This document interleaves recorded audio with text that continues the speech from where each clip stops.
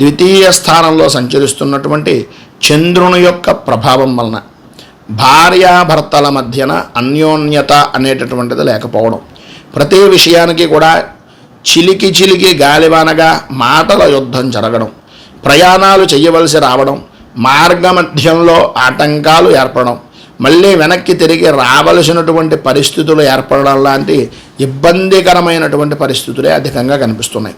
మానసిక స్థిమితమైనటువంటి పరిస్థితులు అంతంత మాత్రంగా ఉండడం, ప్రతి విషయానికి కూడా తరచూ ఏదో రకమైనటువంటి బెంగ, ఆందోళన, భయము తరుముతున్నటువంటి విధానంలో ఉండడం, ఏ పని తలపెట్టినా ఆటంకాలు రావలసినటువంటి పరిస్థితులు, రావలసినటువంటి బాకీలు వసూలు కాక ఇబ్బందులు పడడం, మీరు చేసినటువంటి రుణ ప్రయత్నాలు చేసినటువంటి వ్యక్తులు మిమ్మల్ని కొంచెం ఇబ్బందిగా మాట్లాడేటటువంటి విధానంలో ఉండడం, సంఘంలో పరువు తీసేటటువంటి ప్రయత్నాలుగా మాట్లాడడం లాంటి ఫలితాలు జరుగుతున్నాయి. ఇక వృత్తి ఉద్యోగపరమైనటువంటి విషయాల నిమిత్తంగా సామాన్యమైనటువంటి విధానంలో ఉంది, అంత విశేషమైనటువంటి విధంగా ఏం కనిపించటం లేదు. ప్రధానంగా సహచరులతోటి అలాగే పై అధికారులతోటి కొన్నిపాటి ఇబ్బందులు ఎదురయ్యేటటువంటి అవకాశాలు కనిపిస్తున్నాయి.